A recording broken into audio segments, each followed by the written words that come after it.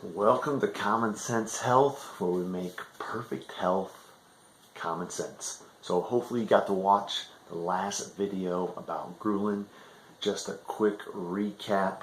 Ghrelin, to get a visual of what that hormone is, I picture the big G as my stomach or my gut, the gut hormone. And when that big G expands, when I stretch my gut, the G explodes, I lose the ghrelin effect. I become sleepy.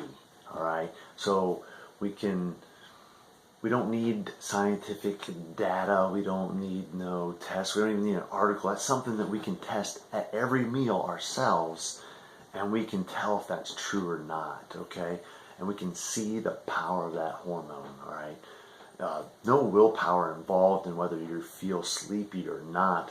When you stretch that gut, you feel sleepy. All right, so hormones extremely powerful. I think ghrelin easily gives us a visual and something we can easily test to that. So now there's another hormone, a hormone called leptin. Leptin is a Greek term that means to be thin, also called the satiety hormone, which means to be satisfied. Now wait a minute. If ghrelin is as powerful as it is, and we can see and feel what it does, then you're telling me there's another hormone that causes you to be, or means to be, thin? That's right. Leptin is produced in the adipose tissue.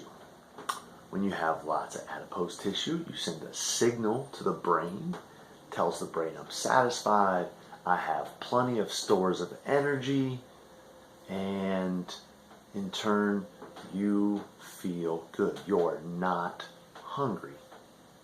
All right?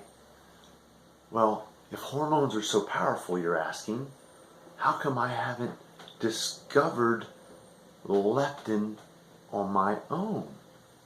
Well, see, it turns out that there's one hormone that blocks leptin. So leptin tells you you're satisfied and full. But this other hormone that blocks it is insulin. Okay? So first, you must understand what insulin is. When I eat too much sugar or refined carbs, when my blood sugar goes too high, my body can't handle it. That can be dangerous for my body, very acidic to my body. So in turn, I must decrease that blood sugar, and I do that by my pancreas producing insulin. So if I eat a bunch of sugar, my pancreas produces insulin and gets that insulin out of my blood and stored as fat. Hopefully some light bulbs went off for a lot of you. Yes, just like at Thanksgiving dinner, yeah, I have lots of stores, I eat lots of food, but I consume so many carbs that my insulin had to kick in and get that sugar out of my blood. And so now I'm not satisfied. So the moment there is any room left in my gut, I get my plate and I run back and I get more.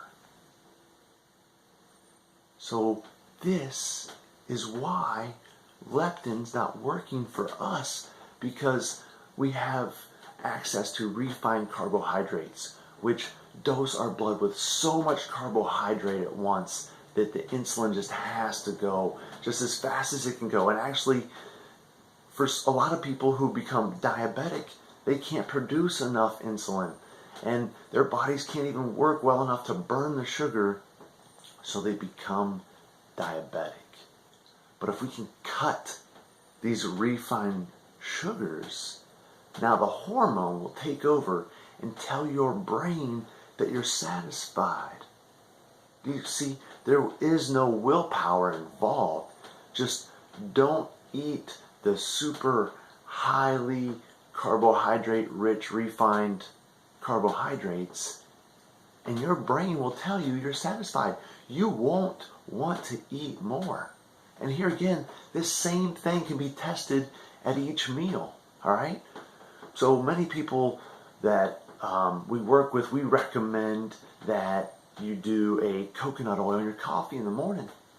Many of them stop eating breakfast because they're not introducing a bunch of carbs and they're introducing this fat, and so they're intensifying the leptin response and they are satisfied. So in turn, they don't kick in insulin and they're not storing excess sugar as fat, so in turn they don't gain weight. You can get leptin working for you. You just gotta cut the refined carbohydrates that block the power of the hormone leptin. Leptin means to be thin, means to be satisfied. Let leptin work for you. This is Common Sense Health, where we make perfect health common sense.